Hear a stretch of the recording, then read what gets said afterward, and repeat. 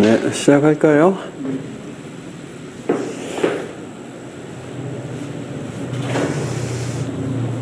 네. 부쩍 오늘은 피곤해들 보이시네요. 일이 많으신가 봐요, 요즘. 아, 피곤해 보이신다고? 다들. 네. 네, 피곤함을 감안해서 살살 강의를 하겠습니다. 네. 앞에서 저희가 이제 1504 표준을 봤고요. 네, 실제 1207 SDLC의 프로세스 영역들에 대해서 조직이 어떻게 그러면 역량을 강화할 것인가, 네, 이 부분을 프로세스 에어리어하고 그 다음에 실제로 capability, 능력이라고 하는 차원, 이 차원 모델을 가지고 결국에는 어느 정도 프로세스를 실제로 수행하고 있는지에 대한 성취도, 이 부분을 네 가지로 구분을 해서 실제 달성도를 체크하는 그런 부분으로 접근을 했다라고 이제 보았고요. ISO 9126입니다. 소프트웨어 품질 특성과 척도에 관한 지침 이렇게 돼 있어요. 그래서 사용되는 품질 특성 및 매트릭을 정의를 했다. 자, 이건 측정 지표에 대한 이야기죠. 그래서 품질을 객관적으로 정량할 수 있는 그런 이제 베이스를 줬다라는 거고요. 소프트웨어 품질 특성, 부특성이라고 하는 거, 외부 매트릭, 내부 매트릭, 뭐 사용 품질, 이제 이런 용어들을 사용을 해요. 결론은 뭐냐면, 품질 특성, 부특성, 이렇게 지금 표에 정리가 되어 있잖아요. 품질 특성이라고 하는 것들은 무엇을 만족해야 품질이 만족됐다라고 말하는가에 대한 답을 주려고 한 거예요. 저희는 그간에 이제 품질에 대한 정의는 우리가 무엇으로 알고 있었어요? 사용자의 요구사항, 그리고 기대치를 만족하는 것이다. 이렇게 저희가 이제 정의를 했잖아요. 그럼 그 요구사항이나 기대치를 만족한다는 것은 또 무엇이냐에 대한 이제 답을 주려고 하는 거예요. 자, 그 부분을 이제 기능성, 신뢰성, 그리고 사용성, 효율성, 유지보수성, 이식성, 이렇게 품질 특성 6가지로 딱 정리를 한 거예요.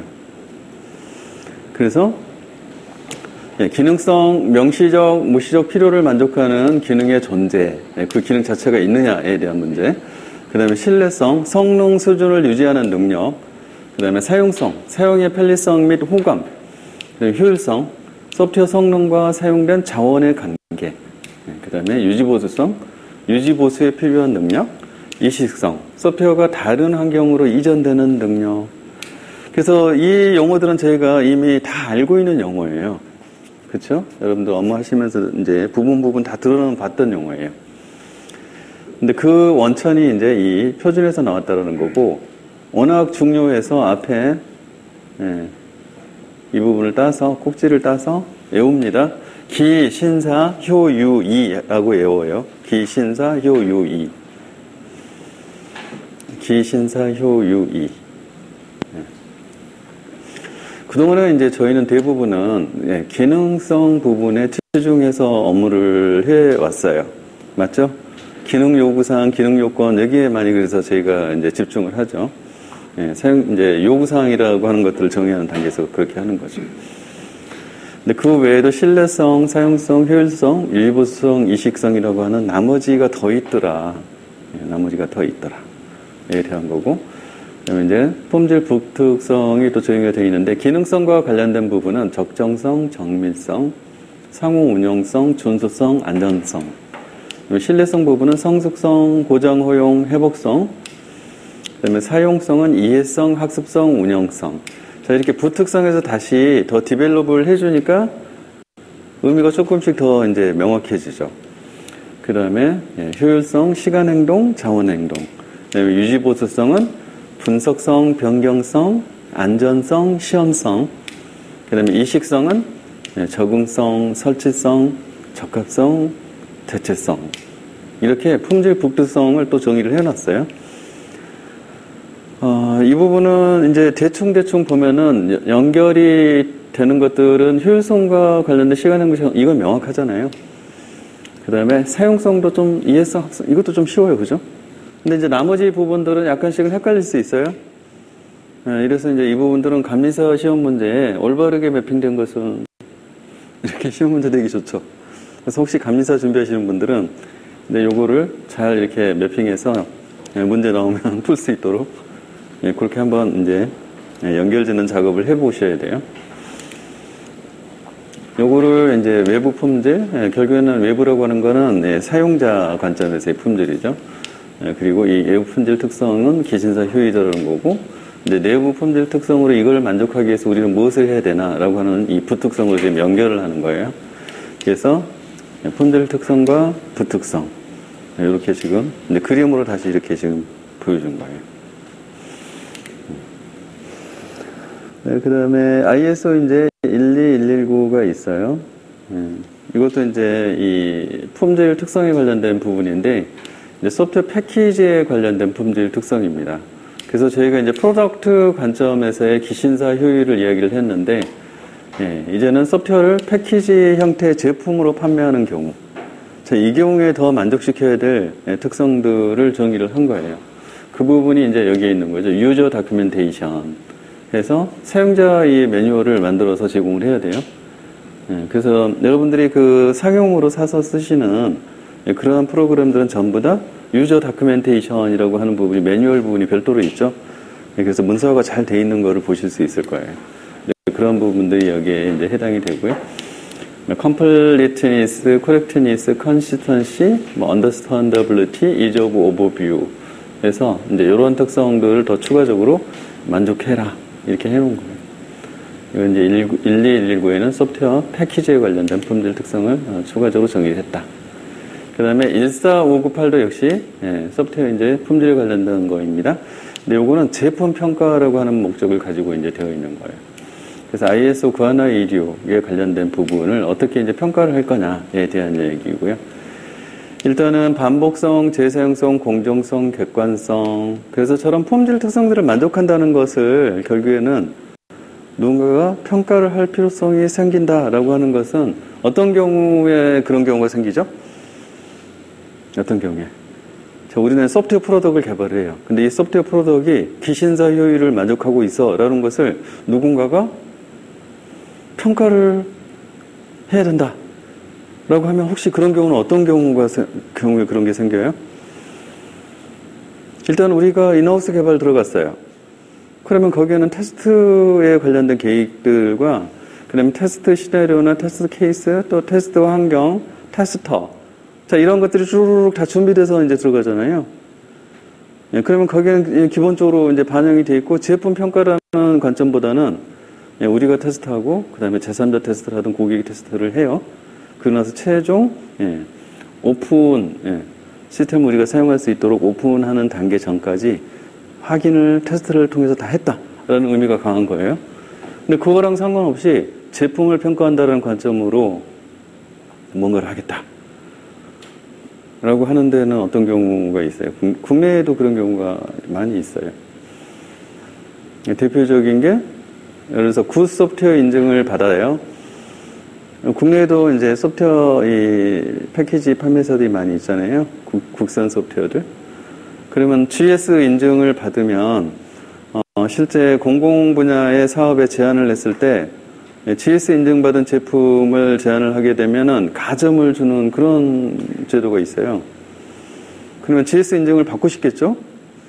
경쟁사의 이 소프트웨어 프로덕트보다 우리 게 더 좋아요. 검증이 됐어요. 바로 GS 인증이 있잖아요. 인증 마크도 줘요. 그럼 GS 인증을 이제 해주는 기관들이 정의가 돼 있어요. 뭐 보통 어디 들어보신 데 있어요? TTA 같은데 기술표준원이라든지 이런 데서 그걸 해줘요. 이런 게 또 있고 보안 소프트웨어들, 보안 제품들은 어디서 해줘요? 국정원 보안성 충족을 해야 되잖아요. 그럼 이제 CC 인증 뭐 이런 거, 국정원 보안성 심의 받아라 뭐 이런 거, 보안성 인증 받아라 뭐 이렇게 이야기하면 거기서도 제품 평가를 하죠. 그럼 국정에서 지정하는 데가 있어요. 대표적인 데가 키사 같은데, 한국인터넷진흥원. 자, 이런 데서는 그러면 제품 평가를 우리가 어떻게 하겠다라는 게 전부 다 모델이라든지, 그러니까 평가 모델이라든지 또는 평가 절차라든지, 결국엔 소프트웨어 개발업체가 예, 그 프로덕트 패키지 업체가 예를 들면 키사에다가 야, 우리 거 CC 인증 받을 테니까 심의해줘. 뭔가 절차가 있어야 되잖아요. 신청 절차. 그리고 이제 평가 과정이 진행되고 최종 결과를 다시 전달하고 인증을 해주는 과정들이 필요하죠. 네. 바로 이러한 필요성 때문에 이 14598이라는 표준이 필요한 거예요. 네, 그것도 아무나 지 맘대로 하게 되면은 그러면 무슨 문제가 생겨요? 평가기관이 A라고 하는 업체가 B 업체가 있는데 나는 A 업체랑 되게 친해. 그럼 두 업체가 인증을 딱 요청을 했어요. A 업체만 인증해주고 B 업체는 탈락을 시켰어. 이제 그 다음에 사업이 큰 게 나왔는데 둘이 지원, 이제 거기 제안을 해야 돼. 그럼 어디가 될까요? A가 되겠네. 그럼 A에게 엄청난 이득을 준 거잖아요. 이런 거를 우리가 뭐라 그래요? 비리라고 하죠. 그렇게 되면 안 되잖아요. 네, 그래서 이제 그런 것들을 체계화해서 공식화할 필요성이 이제 있어요.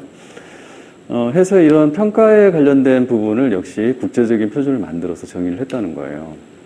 그래서 평가에 관련된 특성이 네 가지가 있다. 반복성, 재사용성, 공정성, 객관성. 이렇게 네 가지. 네, 반복성은 뭐예요? 저 제품 평가를 반복적으로 계속 할 수 있도록 거기에 예를 들면 테스트 케이스 이런 것들이 반복을 할 수 있도록 준비가 되어 있어야 돼요. 네. 그 다음에 그리고 반복할 때 똑같은 케이스를 집어넣고 반복을 했는데 결과가 같아야 돼요? 틀려져야 돼요?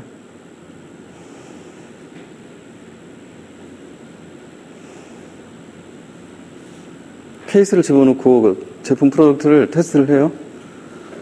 근데 테스트 결과가 반복해서 계속 똑같은 걸 했는데 결과가 똑같아야 돼요? 아니면 달라져야 돼요? 당연히 똑같아야 됩니다. 네. 그러니까 반복성이라고 하는 부분이 확보가 안 되면 할 때마다 틀리면 결과를 신뢰할 수가 없잖아요. 이런 문제.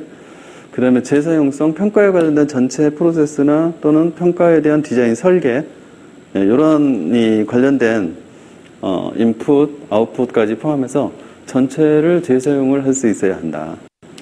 재사용을 해야만 평가에 관련된 비용이 줄어들겠죠. 그 다음에 공정성. 공정성은 뭐예요? 평가기관 또는 평가자가 평가 업체의 다른 어떤 편파적인 이런 것들을 하면 안 된다는 거예요. 그래서 주관에 의해서 평가하면 안 된다. 공정성. 그 다음에 객관성은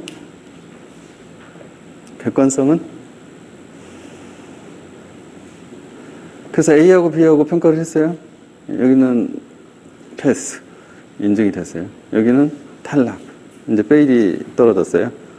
그래가지고 이 과정과 그 다음에 실제로 관련된 이 결과물들, 산출물들, 평가에 관련된 것들을 쭈르륵 제3자가 와서 막 봤어요. 제3자가 딱 와서 봤는데 오 맞네, 제대로 했네, 이렇게 되면 객관성이 있다. 근데 봤는데 이쪽이 편파적으로 잘 둔 거야. 둘이 똑같은데 여기는 패스고 여기는 떨어졌어. 그럼 뭐예요? 이거는 객관성이 있는 거예요, 없는 거예요? 제3자가 봐도 평가의 결과가 합리적이어야 돼요.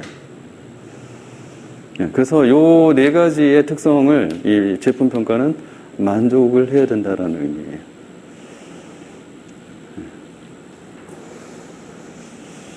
맞는 이야기죠? 네.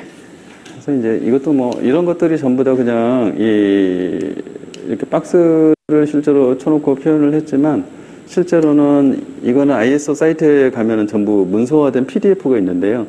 그 PDF의 목차를 이렇게 보기 좋게 구성을 해 놓은 거예요. 네, 그래서 지금 뭐 9126의 품질 특성 척도를 어떻게 평가할 거냐에 대한 부분을 이렇게 하겠다라고 이제 해 놓은 거고요. 결국에는 이제 평가자의 프로세스가 중요한 거고, 평가 절차를 보면은 평가 요구사항을 정의한다. 그래서 평가를 왜 하는지, GS 인증 주려고 예를 들면 제품 유형을 식별하고 평가 모델을 명세한다. 이때 품질 특성을 여기에 반영을 한다. 뭐 이런 이야기고, 그다음에 평가의 명세, 평가 매트릭을 어떤 걸 쓸 거냐. 여기 이제 매트릭이 여기 다 제공이 되잖아요. 그 안에 이륙에서. 그럼 그 중에서 이 평가에 적용할 것들을 정의를 해야 되겠죠. 매트릭의 등급 또는 평가 기준을 정의를 하고, 그다음에 이제 평가 설계를 해요. 평가 계획을 확정을 합니다. 그리고 이제 평가 수행을 합니다. 품질을 특정하고 등급 결정하고 결과 분석하고. 네, 그래서 이제 이러한 절차들을 따라간다. 거예요.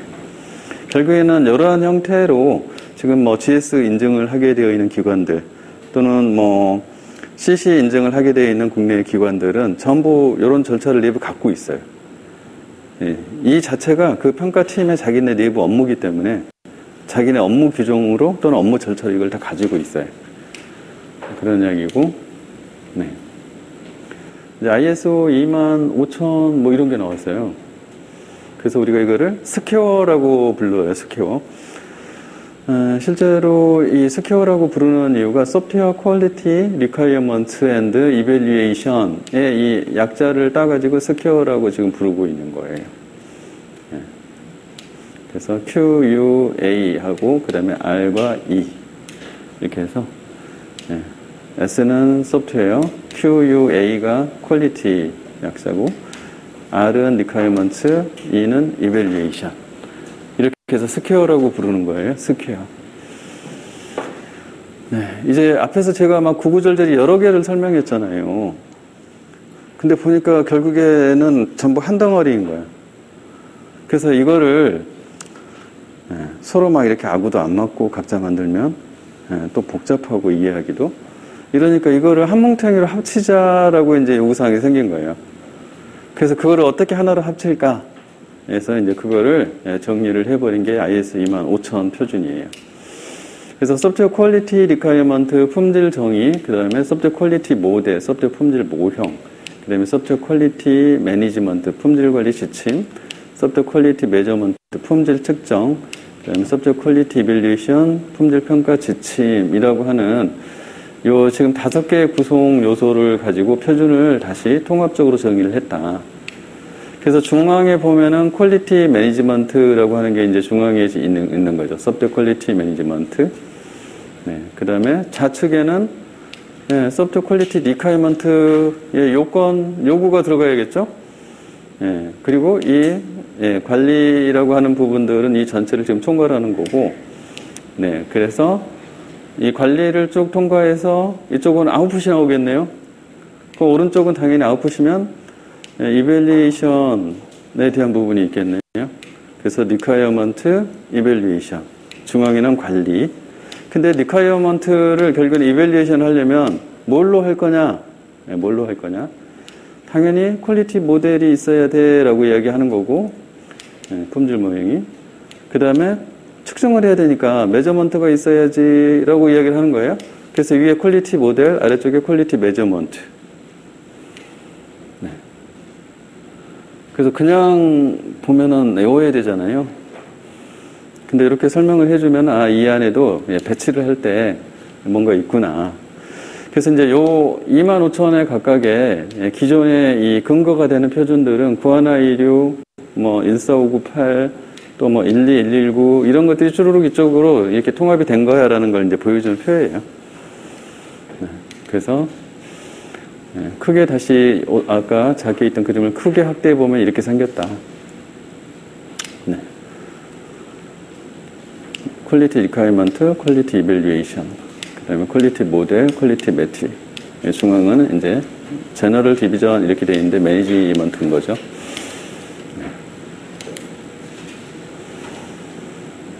네, 이거는 쉽게 기억하실 수 있겠죠, 그러면. 네. 리콰이어먼트 이밸리에이션 위에 모델, 아래에 메저먼트, 중앙에 매니지먼트. 네. 암기사항이기 때문에 이렇게 말씀드린 거예요. 네. 내용이 뭐 뭔지는 여러분들이 그냥 쓰시면 되고요. 그 다음에 ISO 이제 29119, 이거는 뭐냐면 테스팅 관련된 표준이에요. 소프트웨어 테스팅. 그래서 저희가 제품을 평가한다라고 하는 부분들은 지금 소프트웨어 자체에 대해서 상용 소프트웨어에 대한 인증, CC 인증이나 GS 인증 때문에 필요한 거는 지금 이해가 되셨죠. 네. 근데 이제 실제 이 소프트웨어를 테스트 관점에서 접근할 때는 어떻게 하는데? 라고 하는 이제 그 표준을 만들어 놓은 거가 이제 29119다. 그래서, 목차를 보면은 개념과 용어, 그 다음에 테스팅 프로세스. 그래서 테스트 관리 프로세스나 환경 관련된 것들. 그 다음에 테스트 문서화, 결국은 테스트 산출물이죠. 그 다음에 테스팅 기법, 테스트 케이스 설계 기법, 뭐 이런 거예요 지금. 그리고 그거에 대한 샘플 사례, 이런 것들을 정의를 해놓은 이게 IS 119다. 뭐 이거는 그냥 참조로 한번 보시고요.